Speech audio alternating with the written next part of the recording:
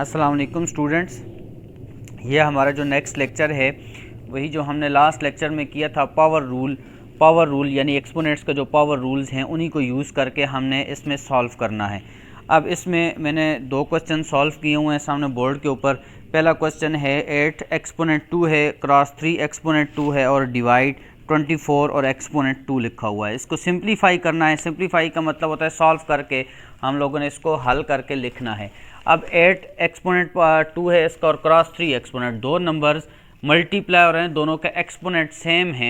Exponent same हो तो हम एक्सपोनेंट को एक दफ़ा लिखते हैं और ये जो दो बेस आपस में मल्टीप्लाई हो रही हैं उनको डायरेक्ट आपस में मल्टीप्लाई कर देते हैं।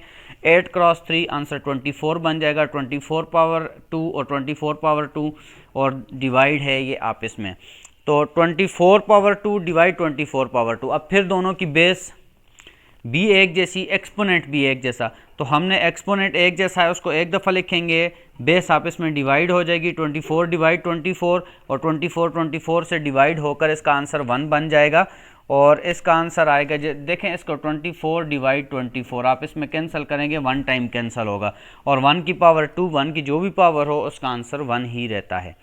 नेक्स्ट क्वेश्चन है 10 पावर 5 क्रॉस -10 पावर 3 डिवाइड -10 और इसके ऊपर कोई एक्सपोनेंट नहीं लिखा हुआ। जहाँ पर एक्सपोनेंट ना हो वहाँ पर हमेशा हम 1 लिखते हैं, तो ये आ जाएगा -10 पावर 3 -10 पावर 1।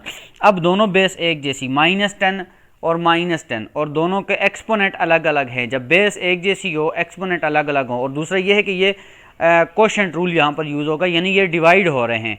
डिवाइड होंगे तो पावर्स आपस में माइनस हो जाती हैं, पहली पावर में से दूसरी पावर को माइनस कर दिया जाता है। 3 में से 1 को माइनस करेंगे तो इसका आंसर आ जाएगा 2 -10 पावर 2।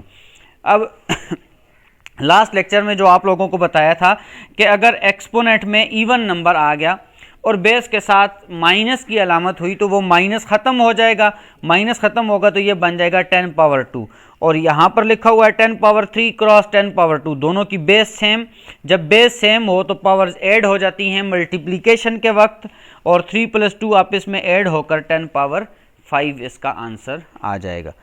जी स्टूडेंट्स, इसका जो नेक्स्ट क्वेश्चन है, क्वेश्चन तीसरा हिस्सा 3a power 10 b power 6 denominator में लिखा हुआ है ab² divided by a power 2 denominator में लिखा हुआ है b पावर 5। अब इसको सिंप्लीफाई करना है। इस हिस्से को भी आप लोग छोड़ देंगे, जो पहला हिस्सा है इसको सॉल्व करें। इसमें देखें a पावर 10 और डिनोमिनेटर में लिखा हुआ है a पावर इधर 1 आ जाएगा। अब देखें a पावर 10 ऊपर लिखा हुआ है ये डिनोमिनेटर में, जब एक नंबर ऊपर लिखा हो न्यूमरेटर में, जैसे 8 और डिनोमिनेटर में 2 लिखा हो तो इसका मतलब है ये 2 डिवाइड कर रहा है 8 को। 8 डिवाइड 2 आप इसको इस तरह से लिख सकते हैं, यानी डिवाइड हो रहा है, या आप इसको इस फॉर्म में भी लिख सकते हैं, 8 डिवाइड 2 भी लिख सकते हैं।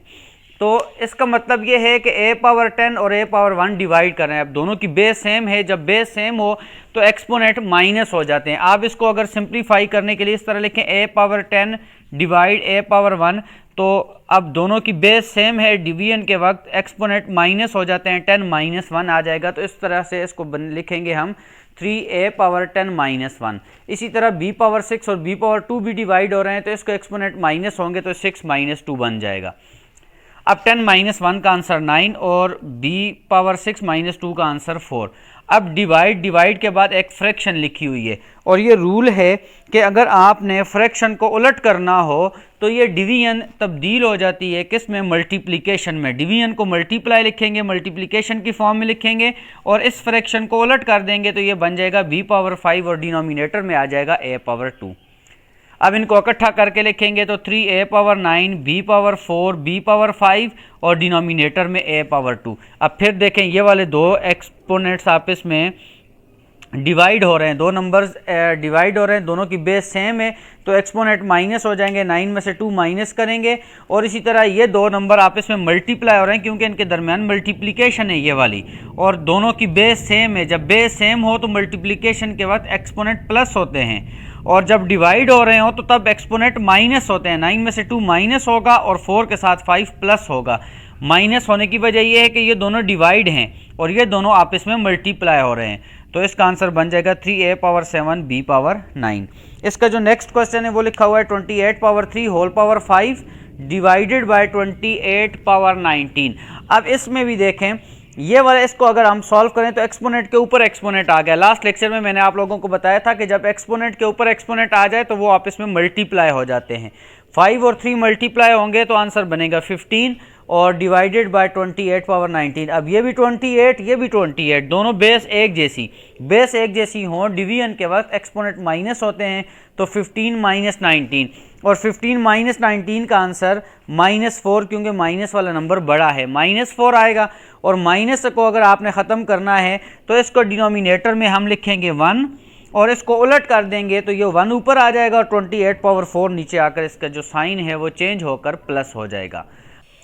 जो इसका नेक्स्ट क्वेश्चन है वो है हमारे पास x into 1/xy whole power -z। अब इस माइनस को ख़त्म करना है, माइनस ख़त्म करने के लिए इस फ्रैक्शन को उलट देंगे, ये ऊपर चला जाएगा xy whole power plus z बन जाएगा। डिनोमिनेटर में 1 आकर ख़त्म हो जाएगा क्योंकि 1 का कोई असर नहीं होता, जैसे 2 डिवाइड 1 का आंसर हमेशा 2 ही रहता है, तो ये 1 लिखें या ना लिखें कोई फ़र्क नहीं पड़ता।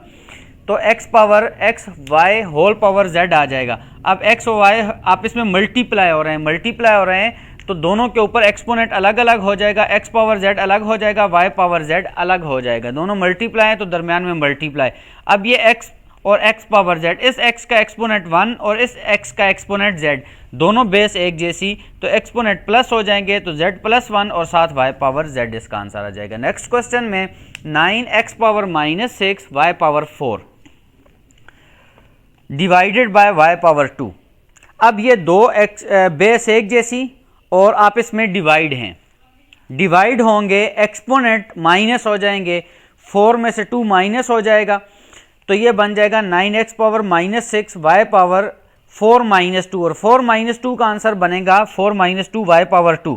और ये -6 था, इसको पॉजिटिव करने के लिए, प्लस बनाने के लिए डिनोमिनेटर में लेकर आएंगे तो ये बन जाएगा x पावर +6 आ जाएगा। और next question x power 1 divided by x power 1 divided by y power 0।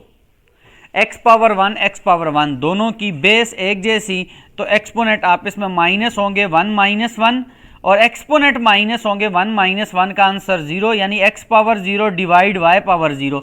और जो भी नंबर हो उसका एक्सपोनेंट अगर 0 होगा तो उसका आंसर हमेशा 1 होगा, 1 डिवाइड 1 का आंसर आप लोगों के पास 1 ही रहेगा। क्वेश्चन नंबर 3 में लिखा हुआ है right in the simplest form.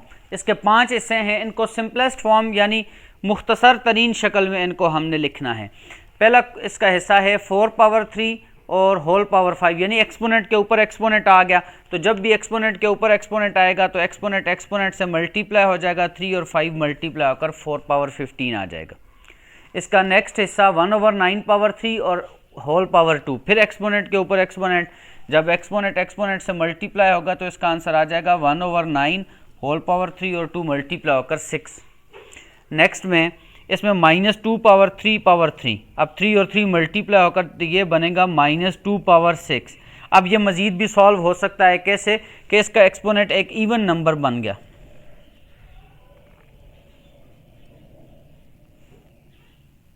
Next question में लिखा हुआ है -2 पावर 3 होल पावर 3। इसका जो तीसरा हिस्सा है उसमें लिखा हुआ है -2 पावर 3 होल पावर 3, एक्सपोनेंट से मल्टीप्लाई होगा तो ये बनेगा -2 पावर 9। अब इसका एक्सपोनेंट एक ऑड नंबर आ गया, जब ऑड नंबर आएगा तो ये माइनस इसी तरह आंसर में रहेगा तो ये बन जाएगा -2 पावर 9। इसके नेक्स्ट हिस्से में a पावर 3 होल पावर 7, उसी तरह एक्सपोनेंट से मल्टीप्लाई होगा तो इसका आंसर आ जाएगा a पावर 7 3 जार 21। और इसका लास्ट हिस्सा जो है वो 4/2 एक्सपोनेंट 3 और फिर एक्सपोनेंट के ऊपर 7, तो ये 4 और 2 आप इसमें कैंसिल हो सकते हैं 2 टाइम्स, तो ये बन जाएगा 2 पावर 3 और होल पावर 7, एक्सपोनेंट से मल्टीप्लाई होकर 2 पावर 7 3 जार 21। तो ये एक्सरसाइज आप लोगों की कंप्लीट हो गई, 4C एक्सरसाइज थी।